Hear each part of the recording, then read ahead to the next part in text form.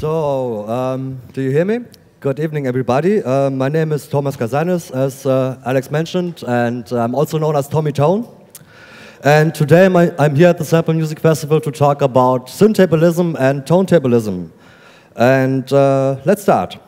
First, a little bit about me.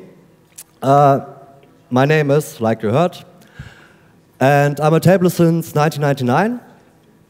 And I'm a mechatronic technician since 2004, and I became an audio engineer this year at the SAA Institute in Bochum. And I'm a nerd since day of birth, which was in 1981. So, the topic today is synthtablism and turntablism. What's that now? First, I want to talk a little bit of history. Rafik mentioned in his presentation some technique that he calls tone scratching. I don't remember the term. This was invented back then in 1988, I think, by DJ Apollo and DJ 8-Ball. And after that, we had a long gap in the history timeline with the topic of turntablism, because it needed about, how many years? 19 years to get a company to build a turntable for us turntablists with which we can play notes and not only scratch our records. 2 years later, there came a guy from the United States. His name is John Bees, and he invented the so-called fretless fader. What that is, I will show you later. And 2 years ago, there's also Luigi Comido, who invented the topic turntablism. And there was a strange guy like me who had the idea to build a device that is called the controller tone, which I'll show you at the end of the presentation. And now go back to the history. This is DJ 8-Ball at the 2000 ScratchCon in San Francisco in the United States. And with that example, I want to show you something about the beginning of turntablism, and that was a starting point for it.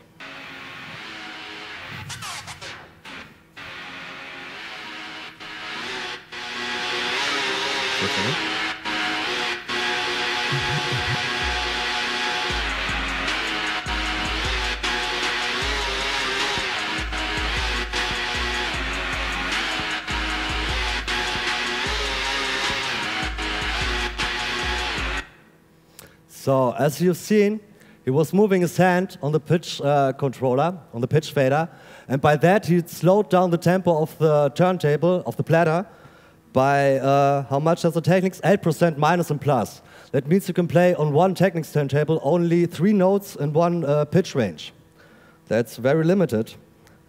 And that's why, a few years later, there came Festax and had built this little device that you see here on the side. Rafik already had showed it before. That's the controller 1.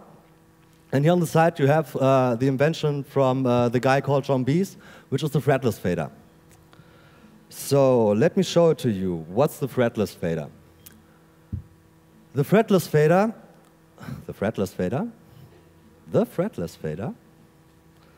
will continue right now. Is this little device down here. Basically, you take your crossfader and plug it onto 2 rails. Inside those 2 rails, there's another fader, which gives MIDI information, not MIDI information, sorry, current information to that little box. This box translates everything that this fader on the y-axis, not on the x-axis, does, and translates it to MIDI notes, with which you can play the controller 1. Like I said, it's controlling the pitch with a specially built MIDI device, but it needs a turntable that also understands MIDI. And there are only 2 in the world, the Festax controller 1, which you can't get anymore, and the Festax PDX 3000, which you also can't get anymore except from eBay. And you also need a turntable, there's also a little mod, a PCB, a little device you can solder into your old PDX 2000 turntables that Festax built. And with that, you can theoretically convert every other turntable in the world to receive MIDI notes if it has a pitch range that is inside plus minus 50%. Okay, how does it sound? Let's hear it.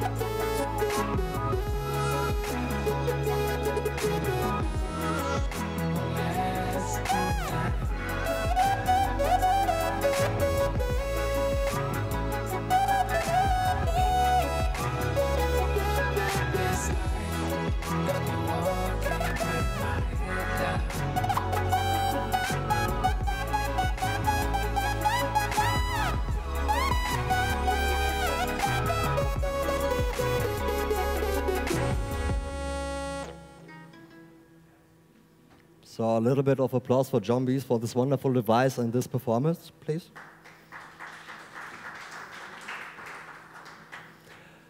So as you have seen in the video, it very much explains itself. You move your hand on the up-down position and not on the left-right, and with that you can play notes.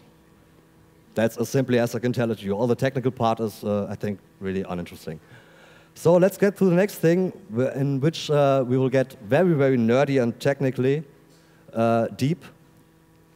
It's a topic called turntablism, which was invented by the guy called Luigi Comito. He's from Saarbrücken in Germany. And his idea is, also known, he's known as DJ Circuit.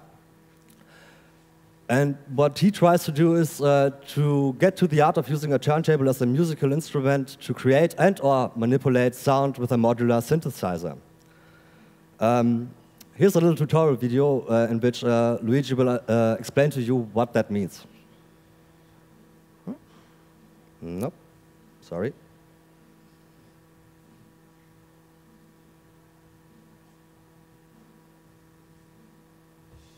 Hi, my name is Circuit. I'm a turntablist and synthesizer enthusiast. The last few years, I've created my concept of turntablism. Turntablism is the art of using a turntable as a musical instrument to create and or manipulate sound with a modular synthesizer. First of all, we must understand how a modular synthesizer works. A regular synthesizer can generate a sound out of a couple of building blocks. Usually, the signal flow between these building blocks is pre-wired. Not so with a modular synthesizer. The building blocks, or modules, can be wired freely and in very different ways, making the sonic possibilities endless. For the interconnection between modules, we use patch cables, through which flows audio signals and control voltages. Everybody knows what an audio signal is. But what are control voltages? Control voltages, or for short CV, controls various parameters of our synthesizer modules.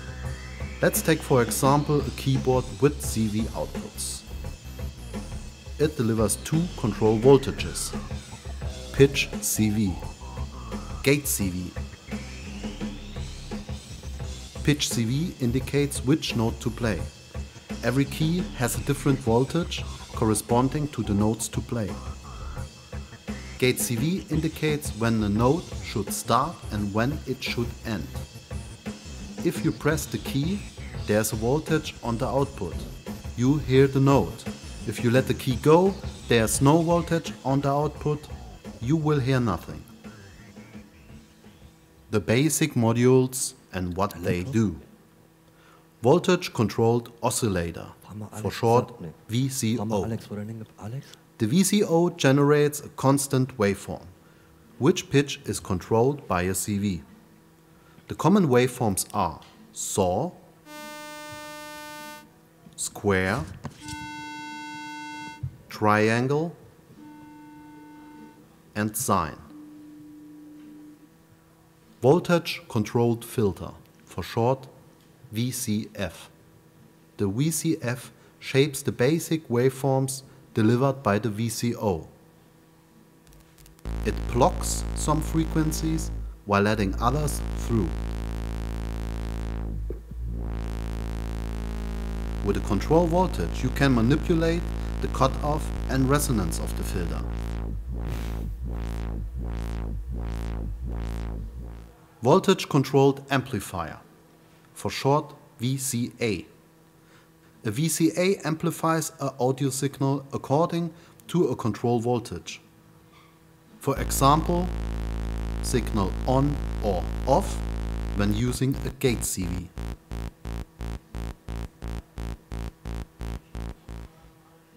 Envelope generator.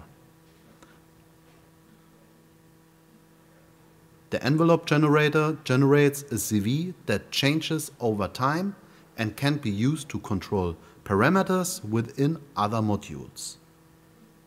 Usually, the envelope is started with a gate CV.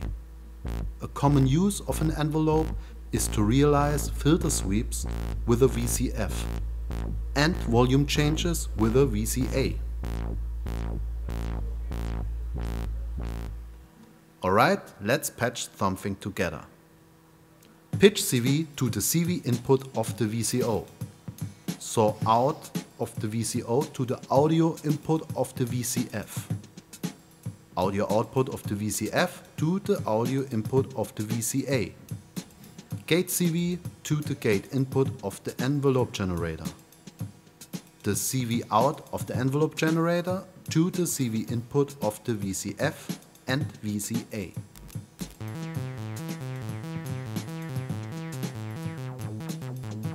Now we have a synth voice. But how can we integrate the turntable and mixer into this setup? Simply, we are replacing the keyboard. The turntable is going to send pitch CV and the mixer gate CV. To do so, we need two more modules. A pitch to voltage module and an envelope follower. The pitch to voltage module analyzes an ingoing audio signal and generates, according to the frequencies, a corresponding pitch CV. The envelope follower analyzes an ingoing audio signal and generates gate CVs depending on volume changes. Pitch CV from the turntable. We need to put a record with a constant tone on our first turntable. In this example, I am using a timecode vinyl.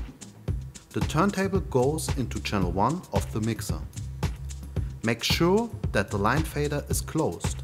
We don't want any signal on the master output. The signal is routed to the headphones output.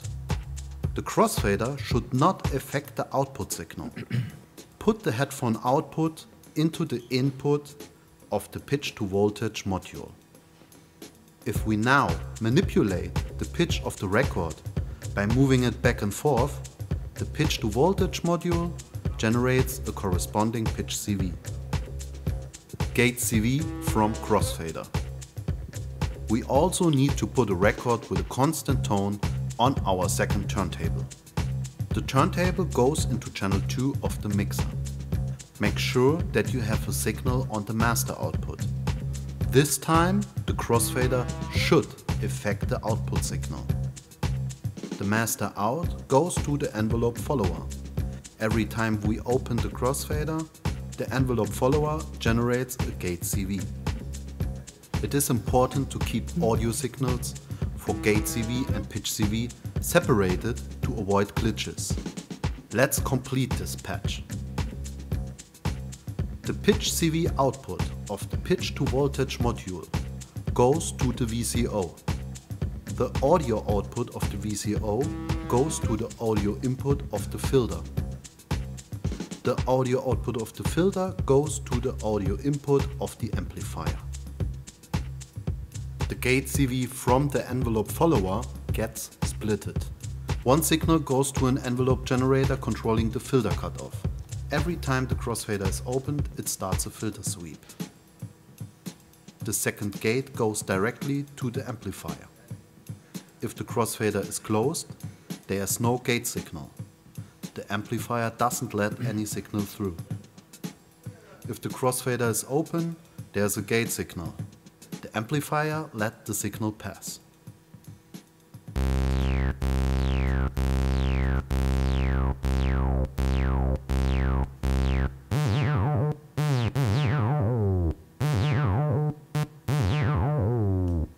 So keep in mind, this is just an example to get the hang on the subject. The possibilities are endless. For example, you can use a MIDI note fader or a DIY gate crossfader. You can change filter settings by moving the record. The crossfader can clock a sequence, bit crushing, wave shaping, delay, distortion. You can use wave folders and drum modules, vocoder, wavetable oscillators, and FM synthesis. Things can get pretty crazy. In the end, it is important that it sounds good, or at least interesting. My name is Circuit, and I am a synthtablist.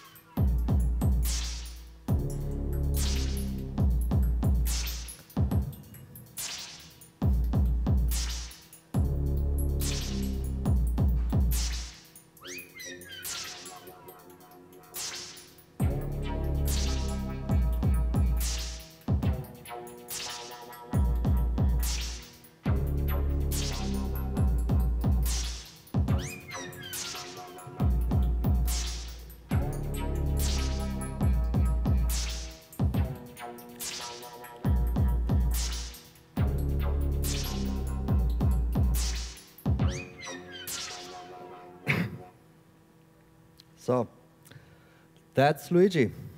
One big applause for him, because I think we've all seen a part of the future.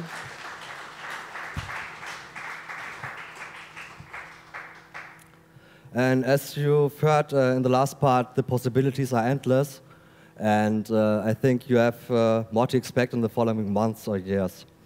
So let's go to the next topic. Oh, by the way, I forgot. We talked yesterday on the telephone. There's something new coming that he has in mind. And it is everything that you saw in this video.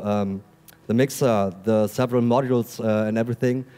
He wants to build it inside one device. And this is basically what's my idea with the so-called device, the controller tone. It's not vaporware. It will come one day. The problem is I didn't finish it for this event because I had some financial problems. Sorry for that. But I promise you in the next 6 months, until I've finished my bachelor thesis, it will be finished also, because it is basically my bachelor thesis. So how did I get the idea? It was 2 years ago when I bought a little PCB, like I told you before, the PDX 2000 MIDI mode by Henrik Palmqvist, and I wanted it to solder it into my PDX 2000 turntable. I didn't have the right tools at home, so I asked my college if I could use their soldering iron, and they told me, okay, use it. And the day when I got there with all my stuff that I had to convert, all the classrooms were packed, and I had to sit at the reception desk and solder it in front of the office door of our career coach.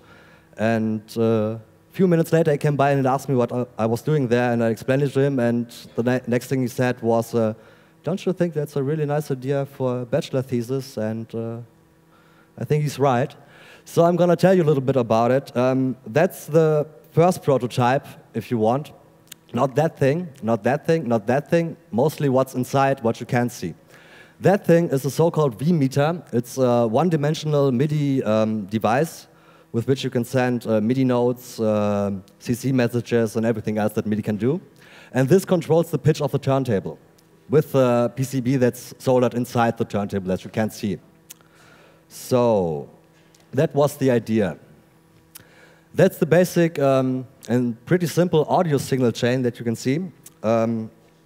As you can see, the audio goes from the turntable into the mixer, and first into an audio interface, and also into an audio effects pedal, which also goes into the input-output interface. And this goes into the computer, which is bidirectional. And next we have, the MIDI signal chain. As you can see, MIDI goes, MIDI goes from the controller, the V-meter that you saw, or any MIDI keyboard, your DAW, a MIDI sequencer, anything you like, into the computer, and afterwards into the audio interface, which translates those USB signals into MIDI signals to the turntable. And also you have a MIDI pedal to control several other things for the DAW or anything else on the turntable that you like. So, and then what happened next? I started to do my thesis, and I pretty much encountered a few problems with the volume of it. I thought it was not enough to just buy a pre-done PCB and solder it into my stuff and write a thesis about it. So I sat down and had a little thinking to myself. And while I was doing this thing here, making a video to show it all to you, how it really sounds. Sorry.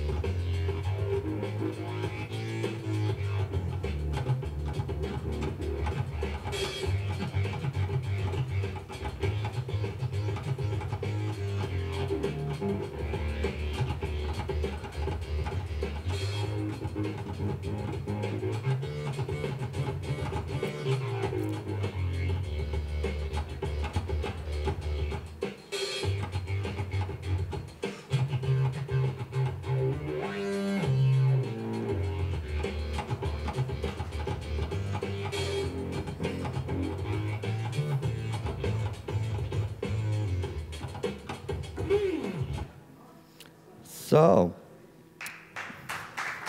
thank you.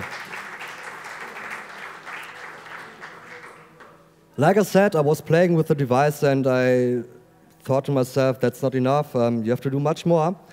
And then we get to the next point, where are we now? I'm still building the so-called controller tone. Maybe it will get another name one day, as a modular turntable interface or something, or instrument. But as you can see down here, that's the current status. It's not finished. But I can show you a little schematic of it. That's the logo. I already have a logo. And that's the schematic. You have to imagine that this is a device that's completely modular. That means you can do anything with it. I will call it a modular turntable instrument because the turntable is an instrument, like you learned today. And basically, it's only a round rack turntable with a pitch and start-stop. That will be the base unit that you can buy one day. And the modules can be built or purchased separately by any user. That means you can go out and buy a looper, you can go out and buy a multi-effect, you can go out and buy anything else like the VCAs and VCOs and VCFs that Luigi showed you in the video before. And by that you have one device that has a circular shape. That means it goes round around the LP, the vinyl that you have on your platter. And by that you have everything in one place. That means you don't have to remember cables. You can't lose cables. And the plan is to integrate it so much and so deep that everything will be foolproof. So, one moment. Thanks. So that means one cable for audio and only one cable for AC, for your plug. That's all you will need one day. And I want to keep it as an open platform or standard like the Euro rack that you have seen before at with the modular synthesizers. That means it will be open to anybody, so we can progress faster and can do something better together than to keep it as a closed company that will only develop it by itself, and I don't think that will have any success one day if I do it that way. And as I said, it's still in development. Here are some pictures of it. As you can see, we have down here the PCB that I told you that accepts MIDI notes and translates them into current messages for the turntable motor. That will be the case one day. It will be circular, made out of wood, like the original Vestax Controller 1. And here you can see the PCB of the mixer and the cut-out plastic parts of the old PDX 2000 that they had to salvage for this. So that's the current status. Sorry that I haven't finished it yet, but I have one little surprise for you, because tomorrow we will start a website, at the 29th of September we will start a website that will be named Controller Tone 1. And there we will see the progress of the building process of this device. That means we will have videos, we have photos, and a few instructions how you can do it yourself. So thank you very much. Here's some links from the guys that helped me to do this presentation. And once again, I think, I hope you have the same opinion as me, that we have seen a few moments of the future that awaits us as turntablists or as synthtablists or as tonetablists, no matter how you call us, because this thing has to get one step further, you know. We are stuck here with devices that are okay, but they are not perfect, and we should do it ourselves, you know. So, in that matter, thank you very much, and enjoy the party. Have a nice evening, and see ya. If you have any questions, I'll be around.